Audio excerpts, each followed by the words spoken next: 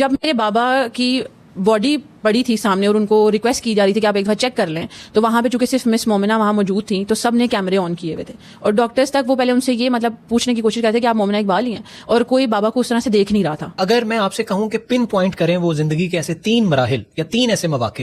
کہ جس نے اس رمشا اقبال کو جنم دیا۔ جب میرے بابا کی ڈیتھ ہوئی تو وہ ایک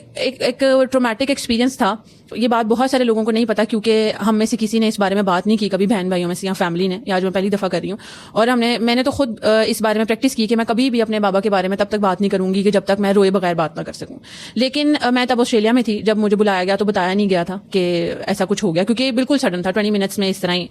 کارڈیاک اریسٹ ہوا میرے بابا۔ عید کا سیکنڈ ڈے تھا، خالو کی طرف دعوت تھی، وہاں سے جب ہاسپٹل لے جایا گیا ان کو تو مومنہ چونکہ ساتھ تھی، میرے بھائی تھے اور میری والدہ تھی اور کزنز وغیرہ، تو جب میرے بابا کی باڈی پڑی تھی سامنے اور ان کو ریکویسٹ کی جا رہی تھی کہ آپ ایک بار چیک کر لیں، تو وہاں پہ چونکہ صرف مس مومنہ وہاں موجود تھیں تو سب نے کیمرے آن کیے ہوئے تھے، اور ڈاکٹرز تک وہ پہلے ان سے یہ پوچھنے کی کوشش کرتے تھے کہ آپ مومنہ اقبال ہی ہیں، اور کوئی بابا کو اس طرح سے دیکھ نہیں رہا تھا۔ جب میرے بابا کو تیار کر کے گھر لایا گیا تھا، میں نے تبھی ان کو دیکھا تھا اور مجھے تب پتا چلا تھا کہ ایسا کچھ ہو گیا۔ تو آپ اپنی سینسز میں نہیں ہوتے، آپ کو نہیں پتا ارد گرد کیا ہو رہا ہے، تو آپ فرحان یقین نہیں کریں گے کہ سب لوگ وہ مومنٹ ریکارڈ کر رہے تھے، وہ میرے بابا کو ریکارڈ کر رہے تھے، وہ ہمیں ریکارڈ کر رہے تھے، ہمارے ایموشنس کو ریکارڈ کر رہے تھے،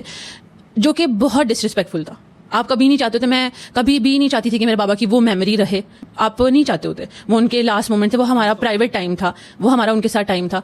وہ جب میں نے دیکھا تھا نا، تو جس طرح آپ سب کہہ رہے ہیں کہ اتنا گند ہو رہا ہے، اتنی کریکٹر اسیسینیشن ہو رہی ہے، اتنی باتیں ہو رہی ہیں، تو مجھے اس لیے فرق نہیں پڑ رہا کیونکہ میں نے اس دن دیکھ لیا تھا کہ کچھ میٹر نہیں کرتا۔ یہ وہ لوگ ہیں، اتنے انسینسٹیو، اتنے گرے ہوئے لوگ ہیں، جو اگر اس مومنٹ میں کسی کی رسپیکٹ نہیں کر سکتے تو یہ کس دن ہمارے لیے اچھا سوچیں گے اور کس دن ہمارے لیے بولیں گے کہ اگر سارا مجھے یہ تھریٹس بھی بھیجے گا کہ ابھی تو اتنا گند ہوا ہی نہیں ہے، گند تو ابھی کریں گے۔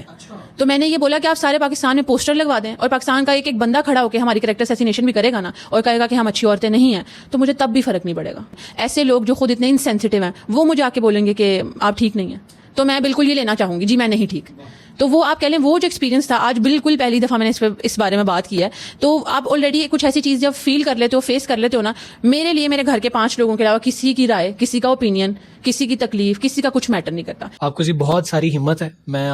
تھینک یو، آپ نے یہ اپنا قصہ ہمارے ساتھ شیئر بھی کیا ہے۔